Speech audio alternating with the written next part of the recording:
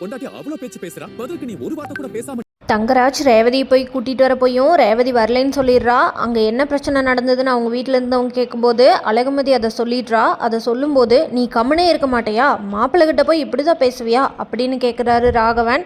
தப்பு செஞ்சது அவர், ஆனால் அவரை கேள்வி கேட்காம நீங்கள் என்ன மட்டும் கேள்வி கேட்குறீங்க அப்படின்னு சொல்கிறாங்க அழகுமதி.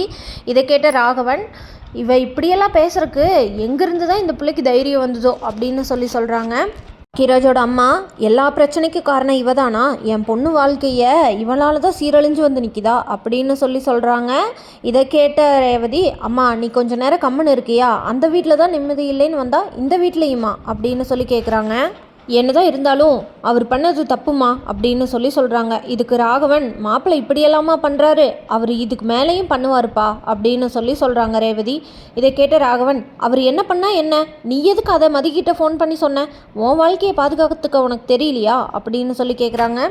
கேட்ட லட்சுமி, பாத்தியா அவள் எவ்வளோ சுயநலமாக யோசிச்சிருக்கான்னு, அவள் கொஞ்சமாச்சும் உன்னை பற்றி யோசிச்சாளா, நீ சொன்ன உடனே வந்து தாட்டு பூட்டுன்னு குதிச்சுட்டு வந்து யாரை பற்றியும் நினைக்காம அவளை பற்றி மட்டும் யோசிச்சிருக்கா பாத்தியா, நீ அப்படி யோசிச்சிருந்தீன்னா நீ கெட்டிக்காரித்தனமாக பொழைச்சிருப்படி அப்படின்னு சொல்கிறாங்க லட்சுமி.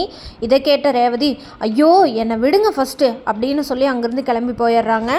தங்கராஜ் ரேவதியை வீட்டுக்கு கூட்டிகிட்டு வரக்காக என்ன பிளான் பண்ணியிருக்காருன்னா, தங்கராஜோட தங்கச்சி பாக்கியராஜ் வேற ஒரு பொண்ணை லவ் பண்ணி கல்யாணம் பண்ணிக்கிட்டனால தானே அவங்க சூசைட் பண்ணி இறந்துட்டாங்க.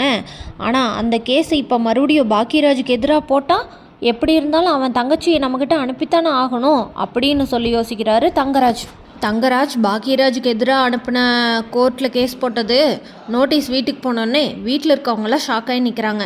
தங்கராஜ் இந்த கேஸை வாபஸ் வாங்குவாரா, ரேவதியை கூட்டிகிட்டு போவாரா, இல்லை ரேவதியை பாக்கியராஜ் இவருக்கு பயந்துட்டு அனுப்பிடுவாரான்னு தெரிஞ்சுக்க நம்ம சேனலை மறக்காமல் லைக், ஷேர் அண்ட் சப்ஸ்கிரைப் பண்ணிக்கோங்க.